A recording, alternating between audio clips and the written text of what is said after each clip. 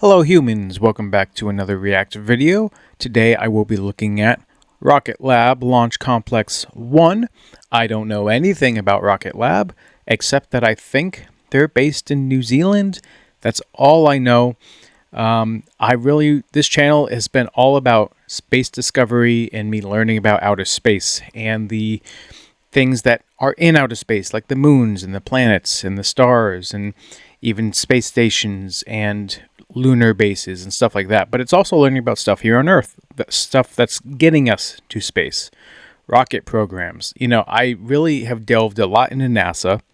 I did the Artemis 2 stuff a lot because it was relevant and it was something that was happening and it was something that I got to witness in person and it was something that I needed to see with my own eyes.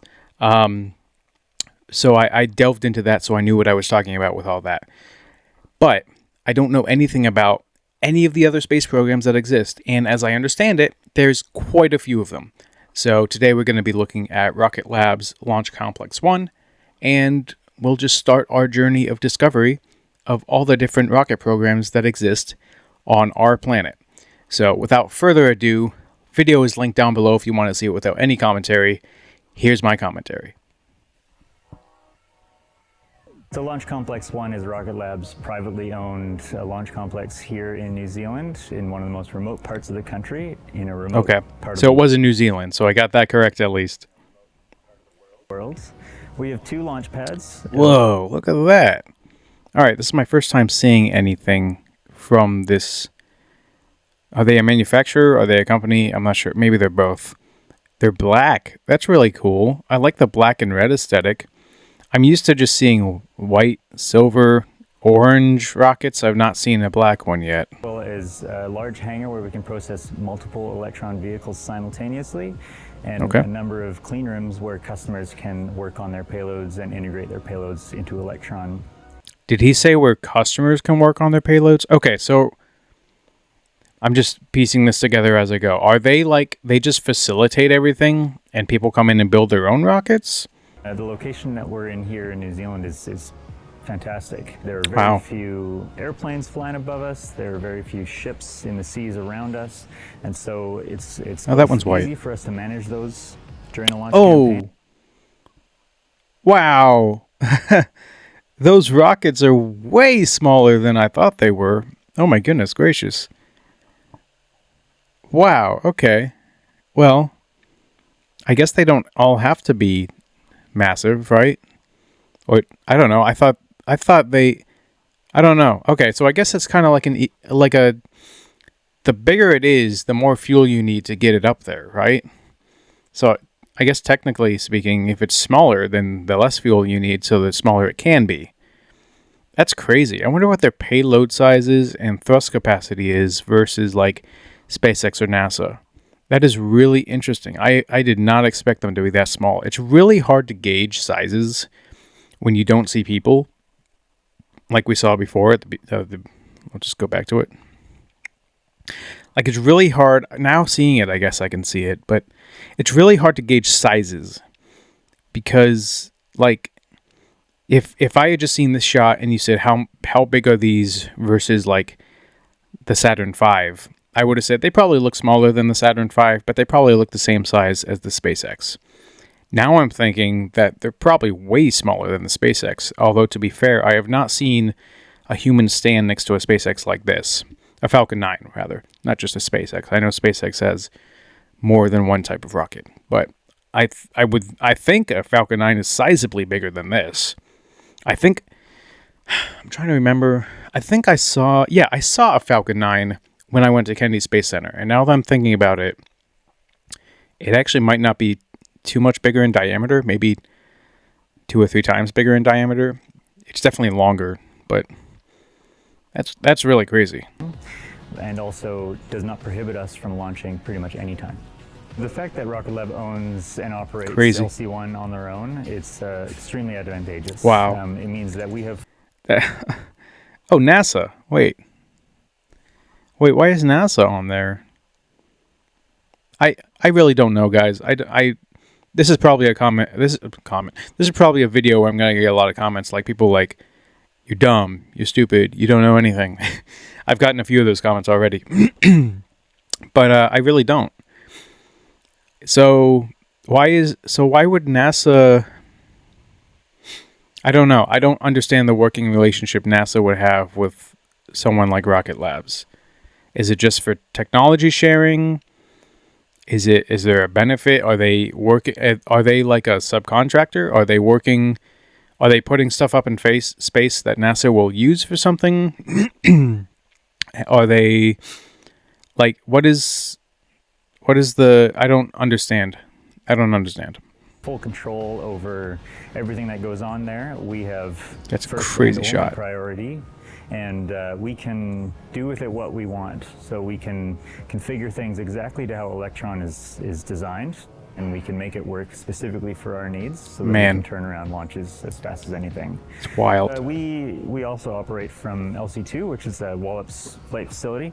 It's a very similar activity. Wow. That is a beautiful shot. Being someone who's in the audiovisual field myself, I'm a photographer.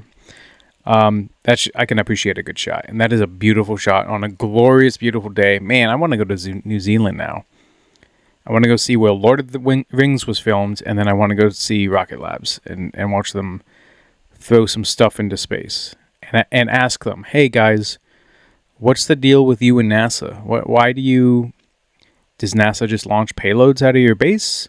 Do you build with NASA? Does NASA supply technology or research, or I don't know. What's the relationship there? Over there, we just have some other parties that. Sorry, I'm like, in a lot of these videos, I'm a little bit overloaded because I'm seeing all these new things, and so my brain is processing all the things I'm seeing, and that comes out in commentary. But I'm also learning a lot of new things in listening. And then that also comes out in commentary. So a lot of these times, I think I skip around a lot when I do these videos. And I think some people have pointed out in the comments, like my comments don't seem to relate to the video. But I'm not always commenting on what's being said. Sometimes I'm commenting on just the observations I'm making with my eyes of things I've never seen before. So anyways, it's probably all over the place. But I want to hear what this guy's saying too. Really great partners that help us with those operations. We've proven that we can launch one rocket after another within 24 hours. And do they reuse their rockets like SpaceX does? Or do they have a way of recovering their rockets? Or do they just build a new one every single time? I guess if they're that small, then it's probably not cheap, but much cheaper comparatively to something like Artemis to just build new ones over and over and over again. That's a really interesting mechanism. So they roll it in, they secure it in this way, and then it just pivots up. That's really smart. I'm appreciating that. That's a really smart way to do that, especially if you've got much smaller rockets than anyone else I've seen so far. I don't know. I've only seen a few different space programs, so bear with me. With all the pads occupied, we could do the same for 3 rockets in 24 hours as well. Wow.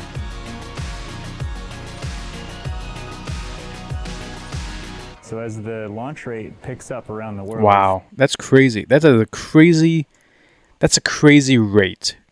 I mean, SpaceX, I thought, would have been the quickest. They launch almost every week. I would have thought that's the quickest turnaround anyone had. But I guess if these are a lot smaller, then it makes more sense that you could crank them out faster and your turnaround will be. But I guess the downside is they're smaller. So the payloads have to be smaller. Like they have to be. Just by physics, right? They cannot be larger than the rocket ship.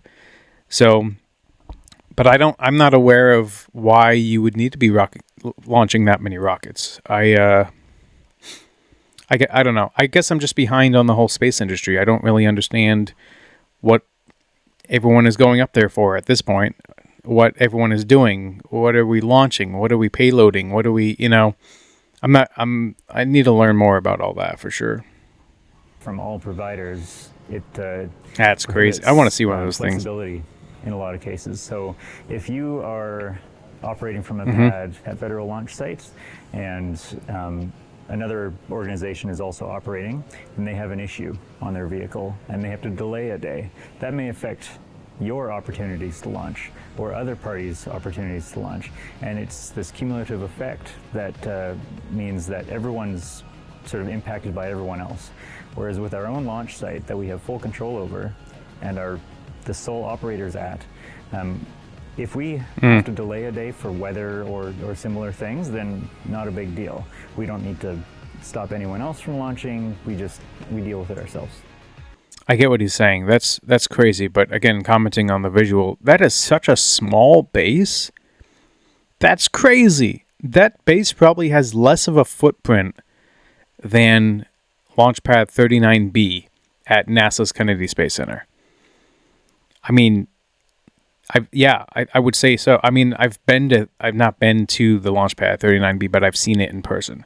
And it looks like it has a bigger footprint than this whole thing, which he said they can launch 3 rockets in 24 hours. That's crazy. I mean, they only have 2 pads, but man, what a beautiful spot.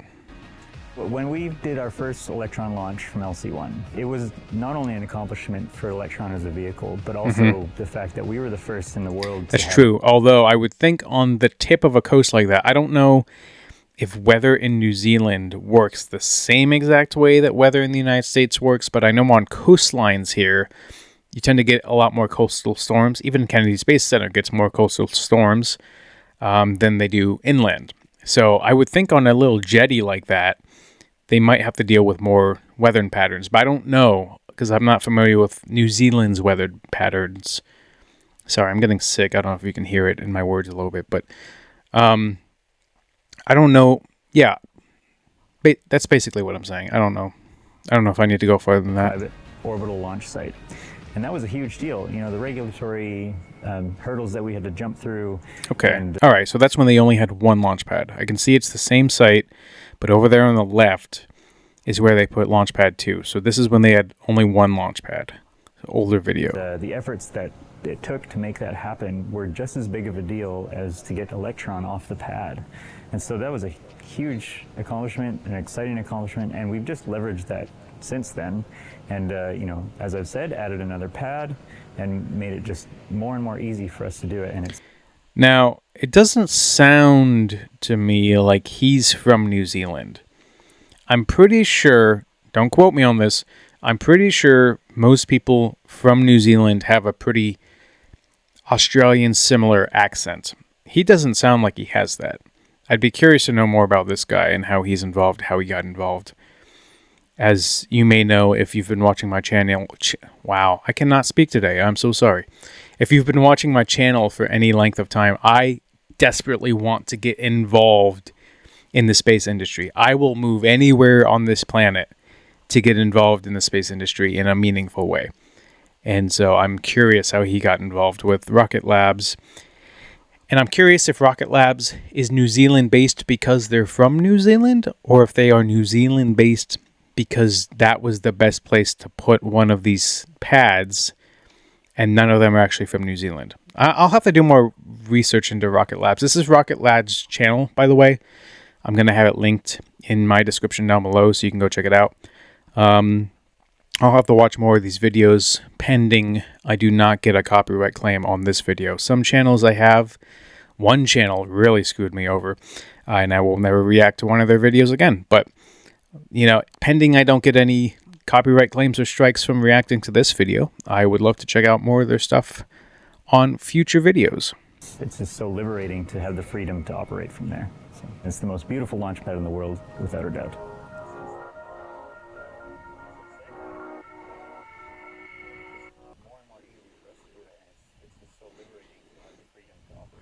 That's beautiful.